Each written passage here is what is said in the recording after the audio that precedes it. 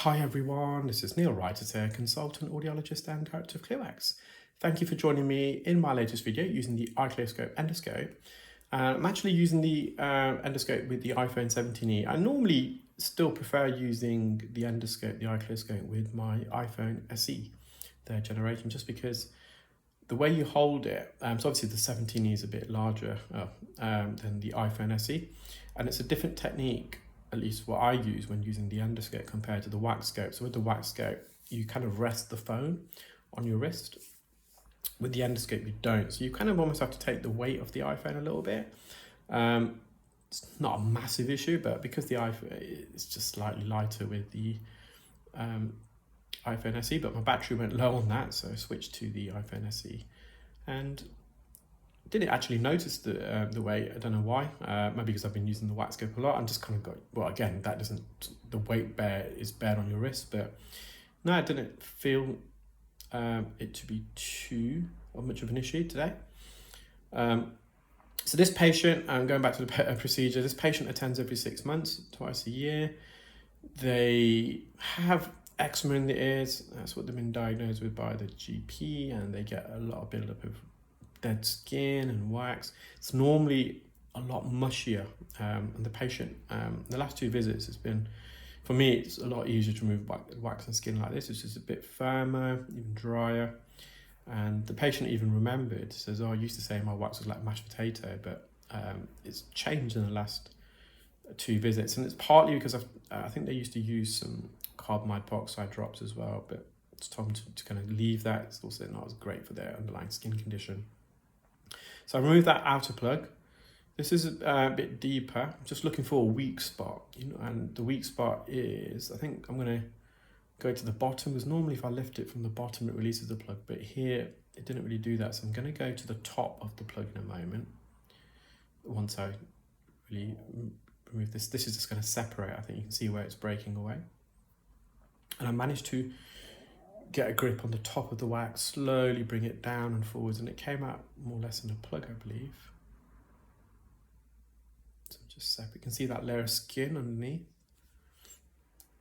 And they have had a lot of edema, inflammation in the past in the ear canal. So apart from the wax and dead skin buildup, they did have other issues, as I said, with very severe itchiness and edema, discharge, but that seems to have resolved. So much of the patient's relief. Obviously, it's not ideal that they have to have their ears cleaned twice a year, but in the patient's own words, it's better that their ears are not getting infected and they have to go back to the doctor for medication. So this is the bit when I tried to release it from the bottom, but just wasn't coming away. So I'm gonna go to the top of the ear in a moment. So although it looks like the back part of the ear canal, this is at the top. Does the patient's head was slightly tilted forward? So 12 o'clock, the top of the ear canal looks more at 9 o'clock. So this is actually at the roof of the ear canal. I'm just going to loosen it and bring it down. Just trying to get a suction grip. And you'll see in a moment we just break the seal, if you like. Just little controlled wriggle movements. You can see it's now going to come forwards, hopefully.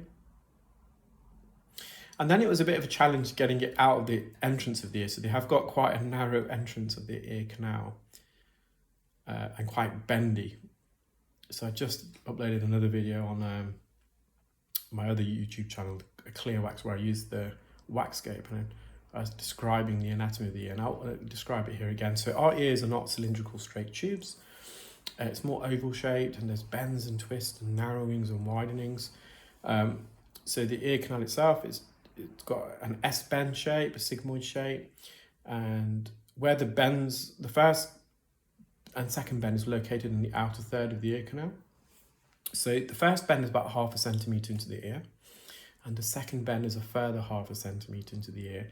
And in between the first and second bend, there's a narrowing there, which we call an isthmus, and we also have a second narrowing deeper in the ear canal, just in front of the eardrum, about 0.5 centimetre away. So whenever you get wax lodged in that first and second bend or in that deeper narrowing, it can be very hard to extract. And if you've got the wax forming in the middle of the ear canal, it's a larger plug, and it's harder wax. It's very difficult to bring it through the entrance of the ear because it's a lot larger. So now the wax, as I said, it's a lot, previously it's always been like mashed potato. It's a lot dry, especially the initial bit. Some of this it's got a dual consistency. Some of it is hard and crusted. Some of it is a bit soft. So I think I'm going to use an ear hook in a moment. It blocked the tube on several occasions, and it eventually came out in little bits and bobs. It was, this bit section was a bit too soft for forceps, or just kind of, because it's soft, it'll just kind of cut into it. It's got a kind of a crusty exterior, but this middle section is soft. So, and this is the first bend on the right hand side, and you can't see the second bend at the moment, but it's just lodged in that isthmus. It's just got the hook now. Again, because it's that dual consistency, the hook somewhat cut through it as well. You can see it there. So it's soft in the core, but nonetheless, bringing it forward, just cutting it up in little bits. I can go back in the vacuum and mop it up. You can see the second bend just to the left beyond the wax. So this is that narrow section of the ear. And it's just smothered some of the soft wax on the canal wall. So I'm just going to go back here and just wriggle that through. I think it's blocked the suction tip. We shall see if I come away. I think it did, or do I manage to get this out?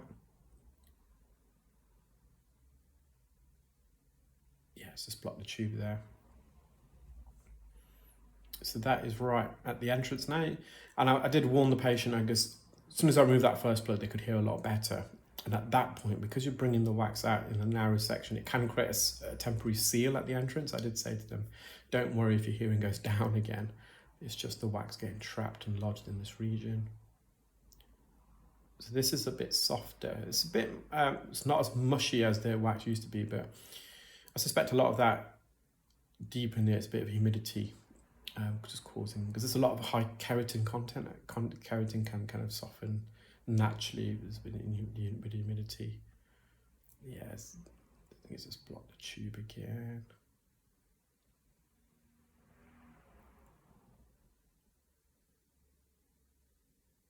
Now, purposely, I think I avoided the correct on purpose because with this consistency here, quite often the correct, and I think I've given a couple of examples in recent videos, it just smothers, it spreads the soft wax against the canal wall, which I want to avoid doing. And it's a bit harder to remove. So I'm just going to persevere because we're nearly there.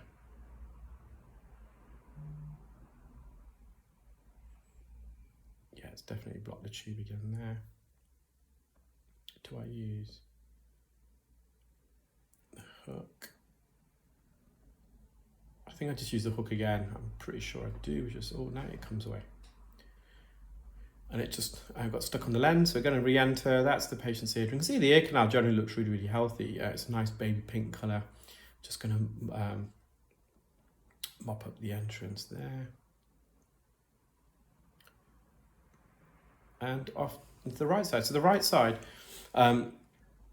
this is generally a lot firmer and crustier.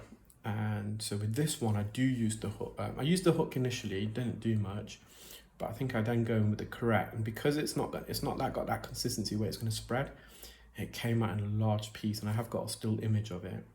So this is right near the entrance, and that's why you can see some of the hairs there, because we're having to position the endoscope in that location to visualize the wax. So I've just put some oil in to soften it. You can just see it's a lot more keratin content, it's a lot glossier, it's a bit more crusted here. The oil does help with this because with very high keratin content, you can get a hardened keratin. It has a rough surface, almost like sandpaper, so as you're extracting the wax, it can rub against the canal wall. So it just provides some lubrication. So I think I'm going to use the ear hook or the pick. I'm not sure. I think it's the ear hook.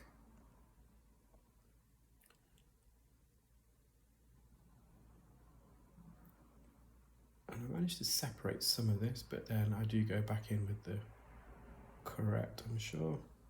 So as we're bringing the hook out, we're having to ensure we follow the natural curvature of the ear canal.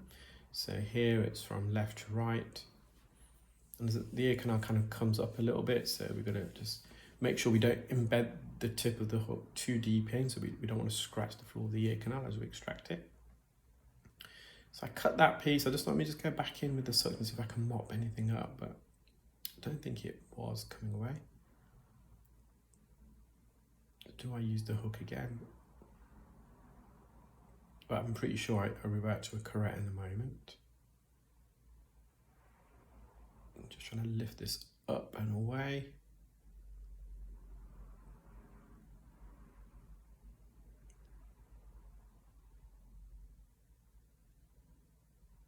So there's the correct. There's a bit more of an opening at the top, so I can get a bit deeper. And as I'm bringing it, I can see the correct. I've angled it to the left-hand side and coming from left to right. And that's one piece, but I think now there's a large plug that I remove. I can get right behind it. So I'm in and behind. I'm now using the surface area of the correct to leverage it forwards. So it's left to right and up as well. We want to go up out of the ear. You can see how that's angling up. And I have got a still image of that plug. Just a bit of skin at the top. So this ear is a bit wider, possibly may have had a keratosis obtrans many years ago, causing some global widening of the midsection of the ear canal. You can probably see that between 3 and 9 o'clock. Just going to peel the skin away if I can. So I'm just using 17 gauge suction tip to reduce suction power and hopefully therefore clarinetting. It just comes away.